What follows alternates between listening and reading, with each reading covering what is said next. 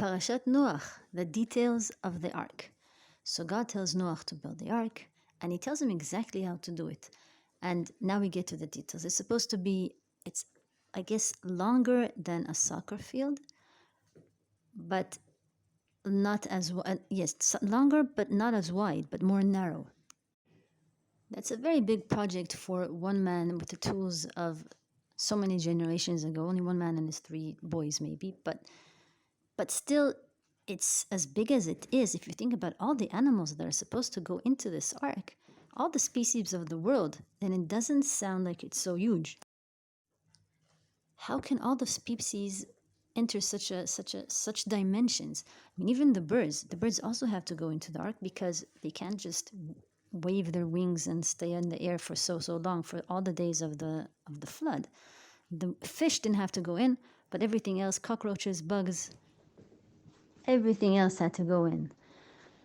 And it had to be two from a pair, a couple from every species, male and female. And the height of this whole project, of this whole ark, was 3 stories high. The top one was basically for Noach and his family. And then in the middle, and probably the birds also, the middle was for all the animals. Each one, and they were divided into the cells because, as we said, he built it according to cells. So they won't also bother each other, they'd have their own space. And the bottom floor was for trash. So they didn't have plastic or stuff like that, but everything that came out from after eating, etc., all the trash and all that was in the bottom floor. God himself also told him to put pitch, P-I-T-C-H, from inside and out so that the boat doesn't sink. If it says that God told him, so that probably means that they didn't really know about that before. So today, with all our technology and everything, the Titanic and all these huge boats that we build, and we know how to make a ship and make it so it won't sink. But here, so many years ago, without everything, the modern tools that we have today, God himself gave these ideas, gave like the patent. And he just taught Noach what to do so that the ship doesn't sink. And the third stage, God tells Noach also to bring food. He has to provide food for all the animals. Now, how can Noach know which food, each and every species, what they eat? Where to find, how to bring, whoa, that's such a project. Why all these details? So here it actually, there's proof later on for this. There's something that we don't really appreciate perhaps enough, but only that generation of Noach was, when they started to be corrupt, that's when they started also eating animals, and in a very barbaric way, like even while the animals were alive. But till then, till this generation that deserved the flood, that were so corrupt, till then, the ground was provided for everything, provided for human beings, provided for animals, whether bugs, mammals, everything.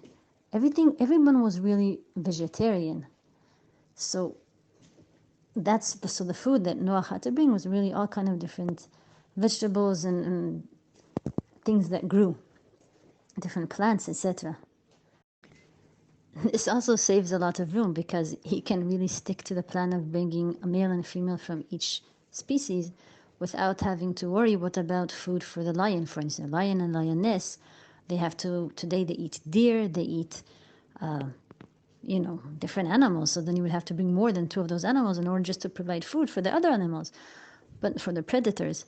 But no, that was being taken care of. Another thing also that was taken care of is that the wording in the pasuk and the verse itself in the Hebrew, it says that God tells him that he will bring the animals to the ark, which kind of means that Noach didn't have to go out and hunt and capture animals to bring them by force into the ark.